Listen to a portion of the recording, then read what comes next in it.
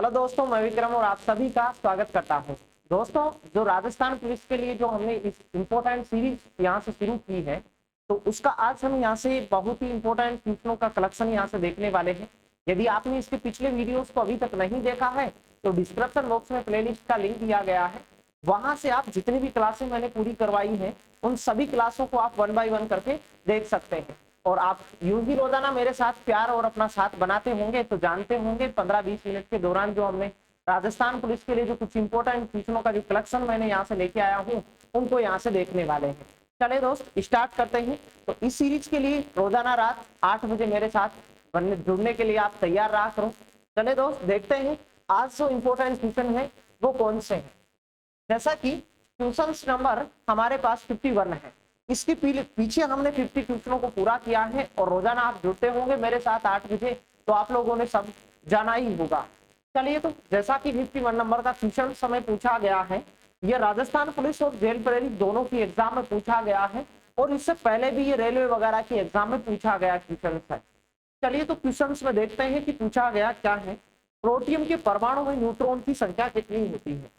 देखो, यदि आप इसके पिछले वीडियोस में बने हुए होंगे तो आपने जाना था इलेक्ट्रॉन क्या होता है, प्रोटॉन क्या होता है, किसी भी तत्व की जो परमाणु क्रमांक होता है उसको किससे डिनोट किया जाता है, परमाणु द्रव्यमान होता है उसको किससे प्रदर्शित किया जाता है।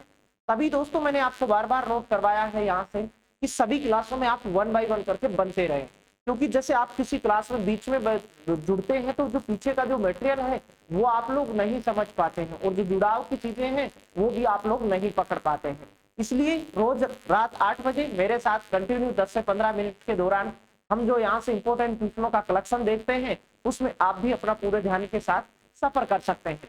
जैसा कि यहाँ से हमें पूछा परमाणु में न्यूट्रॉन की संख्या कितनी होती है। सबसे पहले तो बात यहाँ से हमें ये पता करनी थी कि सर जो प्रोटियम होता है ये होता क्या है।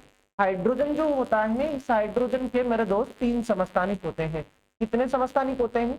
3 समस्थानिक होते हैं। और वो कौन कौन से होते हैं? हाइड्रोजन के जो 3 समस्थानिक होते हैं, जिसको एक को तो लिखा जाता है 1s1, दूसरे वाले को लिखा जाता है 1s2 और जो तीसरा जो होता है उसको लिखा जाता है 1s3 लिखा जाता है। ये हाइड्रोजन के 3 समस्थानिक होते हैं। और आवर्त सारणी का एक ऐसा तत्व होता है हाइड्रोजन जिसके समस्थानिकों का नामांकन किया गया है, अन्यथा किसी भी तत्व के समस्थानिकों का नामांकन आपको देखने को नहीं मिलेगा। जो 1h1 जो होता है उसको मेरे दोस्त कहा जाता है क्या? प्रोटियम कहा जाता है। क्या कहा जाता है? प्रोटियम कहा जाता है। 1h2 जो होता है उसको ड्यूटेरियम कहा जाता है। क्या कहा जाता है? ड्यूटेरियम कहा जाता है। और जो 1h3 होता है इसको ट्राइटियम कहा जाता है। क्या कहा जाता है? ट्राइटियम कहा जाता है। क्या कहा जाता है? ट्राइटियम। अब तो आप यहाँ से पकड़ ही पा रहे होंगे कि जो प्रोटियम है वो क्या है। क्वेश्चन में आप लोगों को जो प्रोटियम दिया गया है उसको आप लोग यहाँ से पकड़ पा रहे होंगे कि सर जो प्रोटियम है वो क्या है। प्रोटियम ये वाली चीज है, यहाँ जो लिखी गई जो चीज है ना उसको हम लोग क्या कहते हैं? प्रोटियम। और पीछे की क्लासों में मैंने आपको सिखाया था कि यदि किसी भी तत्व के बारे में यदि आपको इस प्रकार की पूरी इमेज पता है, ऐसे 1h1 करके यदि आप लोगों को पूरी इमेज पता है तो बाकी सारी चीजें आप लोग यहाँ से निकाल सकते हैं। यहाँ से 5 संख्याएं अलग अलग निकल के आती हैं। एक को तो हम कहते हैं इलेक्ट्रॉन, एक को कहते हैं प्रोटॉन, एक को कहते हैं न्यूट्रॉन, एक होता है इसका परमाणु क्रमांक। परमाणु क्रमांक को लिखते हैं अंग्रेजी की जेड लेटर से। और एक मेरे दोस्त होता है इसका परमाणु द्रव्यमान। अब देखते हैं पांचों संख्याएं कहां से निकल के आती है। मेरे साथ यहाँ पूरे ध्यान के साथ इस सेशन के अंत तक चलिएगा। 1h1 किसी भी तत्व के जो नीचे जो संख्या लिखी जाती है, नीचे जो संख्या लिखी जाती है वो मेरे दोस्त इसका परमाणु क्रमांक होता है। क्या होता है? परमाणु क्रमांक। और परमाणु क्रमांक को अंग्रेजी के जेड लेटर से लिखा जाता है। किसी भी सामान्य तत्व में जितना जेड होता है उसमें प्रोटॉन की संख्या भी उतनी ही होती है और उसमें इलेक्ट्रॉन भी उतना ही होता है। मतलब ये तीनों संख्याएं जो होती है वो सामान्य अवस्था में तीनों बराबर होती है। अब 5 में से 3 संख्याएं हम लोग निकाल चुके हैं, 2 संख्याएं और बची है हमारे पास, एक इसका न्यूट्रॉन और एक इसका द्रव्यमान संख्या बची है। द्रव्यमान संख्या जो होती है वो ऊपर लिखा जाता है।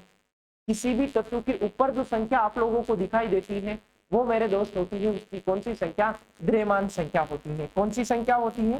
द्रव्यमान संख्या होती है। तो द्रव्यमान संख्या यहाँ कितनी है? द्रव्यमान संख्या है यहाँ कितनी? 1। कितनी है? 1। अब बात रही न्यूट्रॉन की संख्या की, 5 में से 4 संख्याएं आपके सामने लिख दिया है मैंने। समझ भी पाए होंगे आप लोग कि 4 संख्याएं निकल के कहां से आ रही है। एक संख्या की बात रही, वो भी न्यूट्रॉन की संख्या। इस संख्या और इस संख्या के अंतर को हम लोग न्यूट्रॉन की संख्या कहते हैं। या आप लोग यहाँ से ये ध्यान में रखना होगा कि जो द्रव्यमान संख्या जो होती है, ये द्रव्यमान संख्या ए जो है आपके सामने, वो प्रोटॉन और न्यूट्रॉन का योग है। प्रोटॉन और न्यूट्रॉन का योग है। यहाँ द्रव्यमान संख्या कितनी है देखिएगा इधर, ए बराबर हमारे पास क्या है, ए बराबर पी प्लस क्या है हमारे पास, ए बराबर पी प्लस एन है। जहां हमारे पास द्रव्यमान संख्या कितनी है, एक है हमारे पास। और पी कितना, प्रोटॉन कितना है, प्रोटॉन भी हमारे पास कितना है, एक। अब हम न्यूट्रॉन की संख्या निकाल सकते हैं। न्यूट्रॉन की संख्या कैसे निकलेगी, यहाँ से न्यूट्रॉन की संख्या, न्यूट्रॉन बराबर हमारे पास 1 माइनस 1 हो जाएगा, ये एक दूसरे पक्ष में जाके घटेगा। न्यूट्रॉन की संख्या क्या होगी, 0। या तो आप लोग ऐसे निकाल सकते, इस प्रोसेस को आप लोगों ने जाना होगा, या डायरेक्टली आप जान सकते हैं कि ऊपर जो संख्या होती है और जो नीचे जो संख्या होती है, इन दोनों के अंतर के बराबर होती है न्यूट्रॉन की संख्या। यानी कि एक और एक का अंतर जो होगा वो न्यूट्रॉन की संख्या होगा। और एक और एक का अंतर मेरे दोस्त होता है कितना, 0 होता है। तो इस प्रकार ये पांचों संख्याएं आप लोग निकाल सकते हैं। चले दोस्त, आपको लेकर चलता हूँ क्वेश्चंस की तरफ। जैसे क्वेश्चंस में हमें न्यूट्रॉन की संख्या पूछी गई थी, तो अब आप लोग बता सकते थे कि ऊपर संख्या और नीचे जो संख्या होती है, उस संख्या के अंतर के बराबर किसी भी तत्व में हम लोग न्यूट्रॉन की संख्या बता सकते हैं। इस प्रकार दोस्त, यहाँ से हमारा प्यारा सा जवाब होता क्या, यदि न्यूट्रॉन की संख्या पूछा था तो डी विकल्प का हमें चुनाव यहाँ से करना था। इसी प्रकार दोस्त, जाने होंगे आप ये 0 कहाँ से आ रहा है। इंपॉर्टेंट क्वेश्चन है, बहुत सी पिछली परीक्षाओं में भी आप लोगों को इसी प्रकार क्वेश्चन देखने को मिले हैं। आगामी एग्जाम में भी आप लोग यहाँ से देख सकते हैं इसी प्रकार के क्वेश्चन को। चले दोस्त, बढ़ते हैं एक और बेहतरीन क्वेश्चन की तरफ, हम लोग यहाँ से बढ़ते हैं। जैसा कि अगला क्वेश्चन था हमारा, 4 विलयनों में से ए, बी, सी और डी का पीएच मान क्रमशः 2.4, 4, 5, 5.5, इनमें से न्यूनतम अम्लीय के बारे में बताना था। और इस प्रकार का क्वेश्चन आप यहाँ से देख ही पा रहे होंगे कि राजस्थान पुलिस के एग्जाम में आप लोगों को पूछा गया है। आगामी एग्जाम में भी इस सीरीज से रिलेटिव क्वेश्चन ही आप लोगों को देखने को मिलेंगे, तभी इस सुहाने सफर में आप लोग मेरे साथ तय कर पा रहे होंगे। और इसके पिछले क्वेश्चनों में भी आप लोगों ने जाना होगा कुछ इस प्रकार की चीजों को। तो इसी प्रकार रोजाना रात मेरे साथ इस क्लास में जुड़े रहिएगा। इस प्रकार जो तमाम जो राजस्थान पुलिस की पिछली परीक्षाओं में आप लोगों को पूछे गए जो क्वेश्चन हैं, उनको यहाँ हम रोज 15 से 20 मिनट के दौरान यहाँ से देखने वाले हैं। जैसा कि हमें सबसे पहले यहाँ से बात पता करनी थी कि जो पीएच जो स्केल होता है, ये पीएच स्केल, पीएच जो स्केल होता है, इस पीएच स्केल का जो प्रास होता है मेरे दोस्त, प्रास का मतलब इस पे कम से कम अंक लिखा रहता है कितना, 0। अधिक से अधिक अंक लिखा रहता है कितना, 14 लिखा रहता है। कितना लिखा रहता है, 14 लिखा रहता है। कितना लिखा रहता है, 14 लिखा रहता है। अब यहाँ से एक मिड पॉइंट पे यहाँ और लिखा रहता है, इस पे कितना लिखा रहता है, 7 लिखा रहता है। कितना लिखा रहता है, 7 लिखा रहता है। 0 से 7 का जो मध्य का जो मान होता है वो तो मेरे दोस्त होता है क्या, अम्ल। और 7 से 14 जो होता है वो होता है कौन सा दोस्त, क्षार होता है। क्या होता है, क्षार होता है। अब 0 के जितना नजदीक होगा मान, वो उतना ही ज्यादा अम्लीयता का प्रभाव दिखाता है। और 14 के जितना नजदीक पीएच मान किसी विलयन का है, वो उतना ही ज्यादा क्षारीयता का मान दिखाता है। किसका दिखाता है, क्षारीयता का मान दिखाता है। अब देखो यहाँ से हमें दिया गया है ए, बी दिया गया है, सी दिया गया है, डी दिया गया है। ए का पीएच मान हम लोगों को दिया गया है कितना, 2.4। कितना दिया गया है, 2.4। बी जो है, बी का पीएच मान दिया गया है 4। सी जो है, सी का पीएच मान दिया गया है हमें 5। और डी का पीएच मान दिया गया है 5.5। और यहाँ से पूछा न्यूनतम अम्लीय। न्यूनतम अम्लीय का मतलब ये है कि सबसे कम अम्लीय कौन है। मैंने आपको ऐसे बताया कि 0 के जितना नजदीक होता है वो उतना ही ज्यादा अम्लीयता का प्रभाव दिखाता है। और जितना 7 के नजदीक मान होगा उतना ही क्या प्रभाव दिखाता है, वो कम अम्लीयता का दिखाएगा। और इधर की बात करें क्षार की, वो उतना ही कम क्षारीयता का मान प्रभावित यहाँ से करते हैं ये। तो यहाँ से देखो ए का पीएच मान यहाँ कितना है, 2.4 है, ये तो ए होगा। फिर बी होगा, बी का पीएच मान 4 है। फिर सी होगा, सी का पीएच मान 5 है। फिर डी होगा, डी का पीएच मान 5.5 है। तो अब आप लोग यहाँ से महसूस कर रहे होंगे कि 7 के नजदीक कौन होगा। 7 के नजदीक कौन होगा मेरे दोस्त, डी होगा। और जितना मान 7 के नजदीक होगा उतना ही कम अम्लीय होगा या उतना ही क्षारीयता कम होगी, और जितना 14 के नजदीक होगा वो प्रबल क्षार होगा, और 0 के जितना नजदीक होगा वो उतना ही ज्यादा क्या होता है मेरे दोस्त, प्रबल होता है, प्रबल वो भी अम्ल होता है। तो यहाँ 5.5 जो है दिए गए जो 4 विलयन है हमारे पास, इन 4 विलयनों में सबसे कम अम्लीयता होगी किसकी, जो डी विलयन हमारा को दिया गया है उसकी सबसे कम अम्लीयता हमें देखने को यहाँ से मिलेगी। तो अब आप लोग यहाँ से चुनाव कर सकते थे, जिस विकल्प में डी लिखा गया है वो हमारा यहाँ से सही जवाब होगा। तो डी विकल्प यहाँ से हमारा सही जवाब होगा। डी विकल्प में लिखा गया है, डी लिखा गया है, और बता ही सकते थे, आसान सी बात है। इस प्रकार के क्वेश्चंस रेलवे के भी विभिन्न प्रकार के पेपरों में देखने को मिले हैं। यदि ओल्ड पेपरों के आधार पर यदि आप प्रिपरेशन करते होंगे रोजाना तो आपने जाना ही होगा। इसी प्रकार क्वेश्चंस आगामी एग्जाम में भी आप लोगों को पूछे जा सकते हैं। चले दोस्त, इस सुहाने सफर में अगले क्वेश्चन की तरफ आप लोगों को लेकर चलता हूँ। अगला एक आसान सा क्वेश्चन है, और इस क्वेश्चन में पूछा गया क्या है, निम्नलिखित जीवों में कौन कूटपात की मदद से चलता है। कूटपात की मदद से कौन चलता है, कमेंट बॉक्स में फटाक से लिखिएगा। दोस्तों यदि ये सेशन आप लोगों को पसंद आ रहा हो तो अपने अन्य साथियों को भी शेयर करें, जिससे कि उनको भी यहाँ से सीखने का अवसर मिल सके।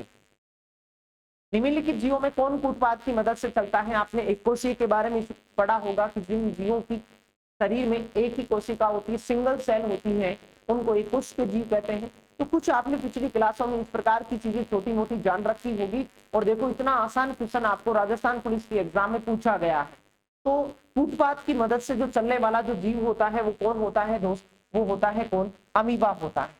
कौन होता है मेरे दोस्त, अमीबा होता है। तो सही विकल्प यहाँ से आप लोगों का होता क्या, सी यहाँ से सही विकल्प होता। क्या होता, सी यहाँ से सही विकल्प का चुनाव कर सकते थे कि अमीबा जो होता है वो कूटपात की सहायता से चलता है, और कूटपात की सहायता से ही भोजन वो ग्रहण करता है। इस प्रकार बता सकते थे। कमेंट बॉक्स में भी कई स्टूडेंट लिख रहे हैं यहाँ से, बिल्कुल। चलिए तो दोस्त बढ़ते हैं अगले क्वेश्चन की तरफ। अगला क्वेश्चन था हमारा, निम्नलिखित में से किस माध्यम में ध्वनि की गति उच्चतम होती है। ध्वनि जो होती है उसकी गति सबसे ज्यादा किसमें होती है। इस प्रकार का क्वेश्चन आप लोगों को राजस्थान पुलिस के पिछले पेपर में देखने को मिला है, और आगामी एग्जाम में भी आपको कुछ इसी प्रकार की चीजें आप लोगों को पूछी जाने वाली है। यदि आप इस सीरीज के सभी वीडियोस में शुरू से यदि आप एंड तक बने रहते हैं तो आप राजस्थान पुलिस में आने वाले जो क्वेश्चंस हैं वो आप लोगों के लिए बहुत ही आसान बन जाएंगे। चले मेरा दोस्त क्वेश्चन का जवाब देते हैं कि ध्वनि का वेग सबसे ज्यादा किसमें होता है। एक तो देखो ध्वनि जो होती है ध्वनि, और एक मेरे दोस्त होता है क्या, प्रकाश। एक होता है ध्वनि और एक होती है क्या, प्रकाश। इन दोनों में सिमिलरिटी चीजें होती हैं। देखो ध्वनि जो होती है, इस ध्वनि का सबसे ज्यादा जो वेग होता है वो किसमें होता है, ठोस में होता है। और प्रकाश जो होता है, इस प्रकाश का सबसे ज्यादा वेग मेरे दोस्त होता है किसमें, निर्वात में होता है, वैक्यूम में होता है। यहाँ से इस बात को भी परीक्षाओं में आप लोगों को बहुत बार पूछा गया है कि प्रकाश का वेग सबसे अधिक होता है किसमें, निर्वात में। और आगामी एग्जाम में भी आप लोगों को यहीं से इसी प्रकार के क्वेश्चंस आप लोगों को पूछे जा सकते हैं। तो प्रकाश में सबसे ज्यादा चाल यदि आप लोगों को पूछी जाए तो निर्वात में होगी, और ध्वनि की सबसे ज्यादा जो चाल होगी वो किसमें होती है मेरे दोस्त, ठोस में होती है। ध्वनि की चाल का यदि हम क्रम लिखें तो ध्वनि की चाल सबसे ज्यादा होती है किसमें, ठोस में होती है। ठोस के बाद सबसे कम, इसके ठोस से कम होगी किसमें, द्रव में होगी, और द्रव से कम होती है किसमें, गैस में होती है। अब तो मेरे दोस्त क्वेश्चंस में आप लोगों को कुछ इस प्रकार की चीजों के उदाहरण देकर भी पूछा जा सकता है। यदि ठोस हमारे पास ऑप्शन में नहीं है तो ठोस का उदाहरण भी दिया जा सकता है। जैसे कि मैं आप लोगों को यहाँ से बताऊं, लोहा हो गया। द्रव का उदाहरण दूं तो यहाँ उदाहरण दिया जा सकता है पानी, और गैस का उदाहरण दे तो आप लोगों को दिया जा सकता है एग्जाम में ऐसे नाइट्रोजन दिया जा सकता है। और इस प्रकार आप लोगों को पूछा जा सकता है कि ध्वनि का वेग सबसे ज्यादा किसमें होता है। तो ध्वनि का वेग सबसे ज्यादा मेरे दोस्त होता है किसमें, ठोस में होता है। या ठोस का उदाहरण देकर भी आप लोगों को पूछा जा सकता है। जैसे कि इस क्वेश्चन को आप पूरी कायनात के साथ आप लोग देख रहे होंगे तो यहाँ से आपको मिल ही रहा होगा। यहाँ से ठोस ना मिलकर इसका उदाहरण दिया गया है। देखो क्या, देखो इस्पात दिया गया है। इस्पात जो होता है, इस इस्पात में ध्वनि का वेग सबसे ज्यादा होता है। जैसे कि यदि हम उदाहरण लें इसका, और कि जो पटरी होती है, इस पटरी पर जब ट्रेन चलती है तो इससे 40 किलोमीटर दूर कोई व्यक्ति यदि पता लगाना चाहता है कि इस ट्रैक पर ट्रेन चल रही है या नहीं चल रही है, तो पटरी जो होती है, इस पटरी के कान लगाकर महसूस करता है। क्यों? क्योंकि ध्वनि के उत्पन्न करने के लिए क्या होने चाहिए? किसी भी वस्तु में कंपन होने चाहिए। क्या होने चाहिए मेरे दोस्त? कंपन होने चाहिए, और उन्हीं कंपनों के द्वारा ध्वनि की उत्पत्ति होती है। ध्यान में रखिएगा कि वे वस्तु ध्वनि उत्पन्न करती है जिसमें क्या होते हैं? कंपन होते हैं। तो ध्वनि उत्पन्न करने के लिए क्या होनी चाहिए? कंपन होनी चाहिए किसी भी वस्तु में। तो यहाँ से बता सकते हैं।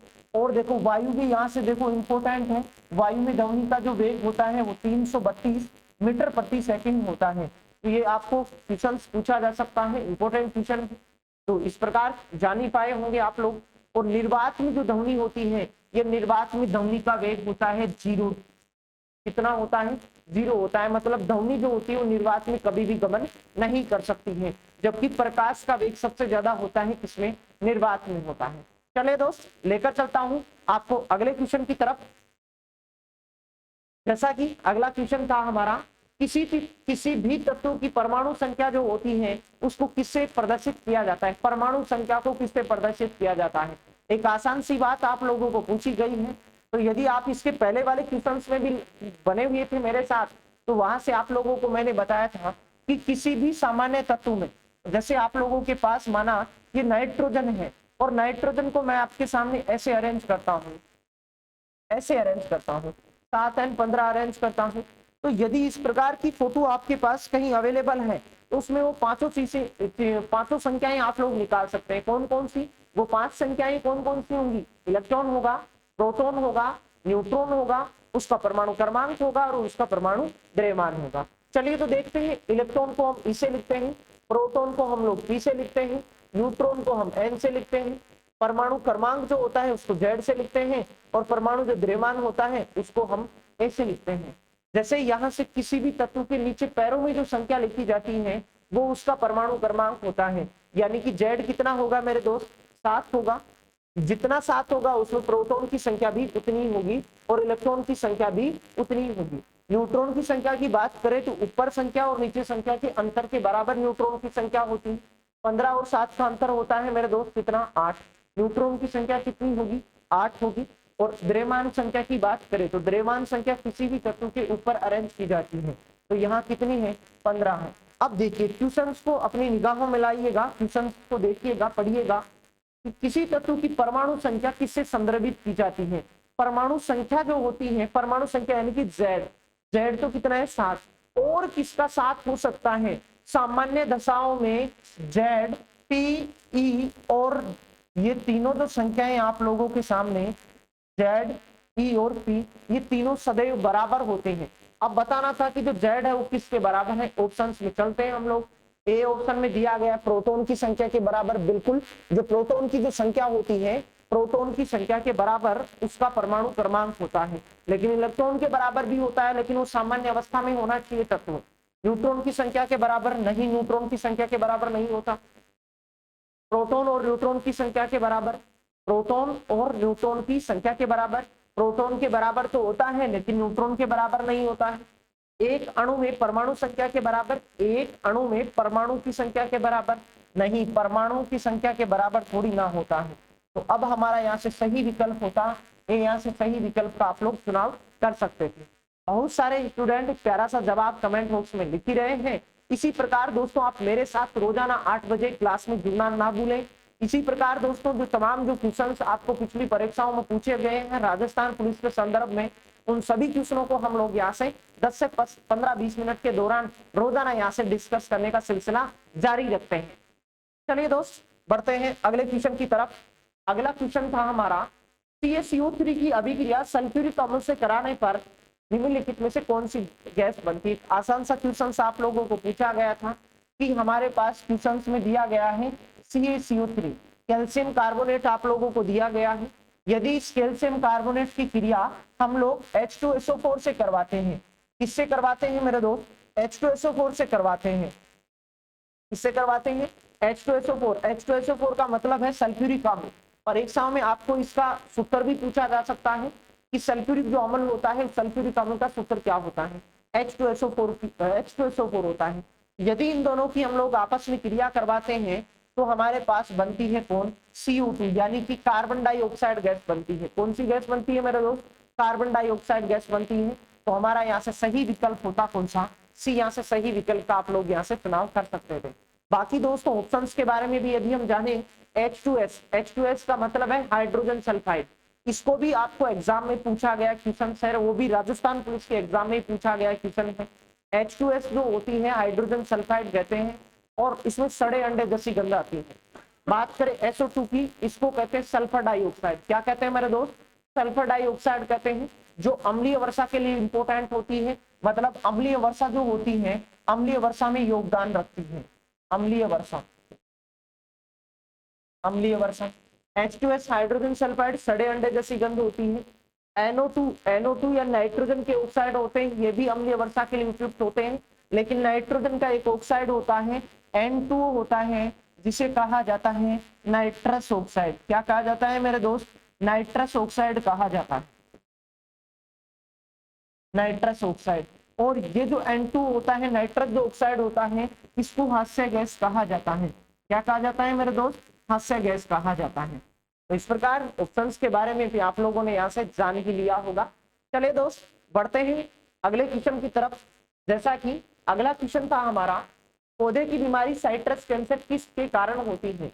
ये भी आपको राजस्थान पुलिस के एग्जाम में पूछा गया क्वेश्चन था 2018 में, कि निम्नलिखित बीमारियों में से कौन सा बीमारी साइट्रस कैंसर किस कारण से होती है। उसके बारे में बताना था कि साइट्रस जो कैंसर होता है वो किसके कारण होता है। तो बताइएगा, देखिए अमीबा के कारण होती है, या कवक के कारण होती है, या जीवाणु के कारण होती है। कमेंट बॉक्स में क्वेश्चंस का जवाब आप लोग लिखें कि इसका सही जवाब यहाँ से क्या होने वाला है। चलिए तो फटाक से लिखिएगा कि यहाँ से सही जवाब आप लोग क्या बताते हैं।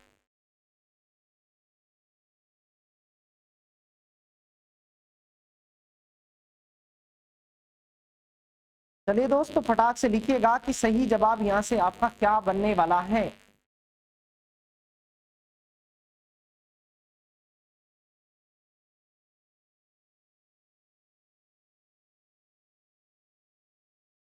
तो यहाँ से आपने कमेंट बॉक्स में लिखा ही होगा कि यहाँ से सही जवाब यहाँ से क्या होने वाला है। साइट्रस जो कैंसर जो बीमारी होती है वो मेरे दोस्त किसके कारण से होती है, जीवाणु के कारण होती है। किसके कारण होती है, जीवाणु के कारण होती है। बाकी देखो अमीबा के कारण, ये तो ऑप्शन सी बार हो चुका था आप लोगों के पास। तो कई बार क्या है कि हम ऑप्शन को काट कर भी सही जवाब तक पहुंच ही जाते हैं। तो इस प्रकार ऑप्शन को काटने का आप यहाँ से तरीका पता रखें कि हम ऑप्शंस को किस प्रकार से यहाँ से बार कर सकते हैं। तो जो साइट्रस जो कैंसर होता है वो किसके कारण होता है, साइट्रस जो कैंकर होता है वो साइट्रस कैंकर किसके कारण होता है दोस्तों, जीवाणु के कारण होता है। नेक्स्ट अगले क्वेश्चन की तरफ बढ़ते हैं। अगले क्वेश्चन में पूछा गया क्या है, किसी कोशिका का कौन सा कोशिकांग अपशिष्ट निपटान में मदद करता है। किसी भी कोशिका का ऐसा कौन सा कोशिकांग होता है जो अपशिष्ट पदार्थों को निपटाता है, मतलब उनका निपटान करता है। चलिए तो देखते हैं कि ऑप्शंस में हमारे सामने क्या दिए गए हैं। लाइसोसोम दिया गया है, माइटोकॉन्ड्रिया दिया गया है, अंतःपर्दवी जालिका दिया है, गोल्गी काय दिया गया है। बताइएगा कि यहाँ से सही जवाब यहाँ से क्या होने वाला है। बाकी हम ऑप्शंस के बारे में भी यहाँ से डिस्कस करने वाले हैं कि यहाँ ऑप्शंस के अनुसार हम लोग क्या क्या जानने वाले हैं। गोल्गी कॉम्प्लेक्स या गोल्गी काय जो होता है इसको यातायात या पुलिस वाला कहते हैं। क्या कहते हैं, यातायात पुलिस वाला कहते हैं।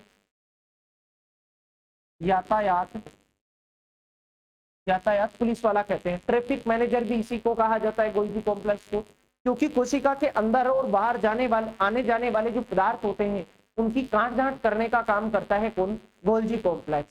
बात करें अंतःपर्दवी जालिका की, तो अंतःपर्दवी जालिका दो प्रकार की होती है, खुरदरी अंतःपर्दवी जालिका और चिकनी अंतःपर्दवी जालिका। खुरदरी अंतःपर्दवी जालिका पर राइबोसोम पाए जाते हैं जिसके कारण वो प्रोटीन का संश्लेषण करती है, और अंतःपर्दवी जालिका जो होती है, इस अंतःपर्दवी जालिका को कोशिका का कंकाल कहा जाता है। क्या कहा जाता है मेरे दोस्त, कोशिका का कंकाल कहा जाता है।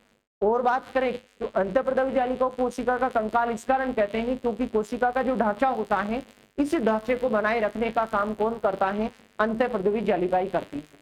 बात करें माइटोकॉन्ड्रिया को, और दोस्तों ये माइटोकॉन्ड्रिया तो बहुत से एग्जाम में आप लोगों को पूछा जाता है कि कोशिका का शक्ति ग्रह जो होता है वो कोशिका का शक्ति ग्रह क्या होता है।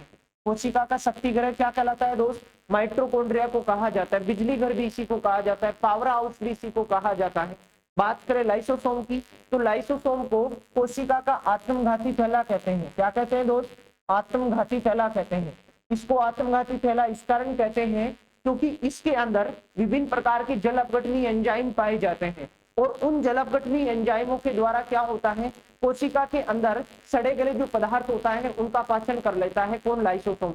कई बार तो क्या होता है, ये लाइसोसोम जिस कोशिका में रहता है उस पूरी कोशिका का ही पाचन कर जाता है। इसी कारण मेरे दोस्त इसको कहते हैं क्या, आत्मघाती थैला इसको कोशिका का कहा जाता है। तो क्वेश्चंस में हम लोगों को जो पूछा गया था कि अपशिष्ट पदार्थों का निपटाता है या उनका निपटान करता है कौन करता है, लाइसोसोम करता है। तो यहाँ से हमारा सही जवाब होता ए विकल्प में, हमारा यहाँ से सही जवाब लिखा है, तो बता ही सकते थे।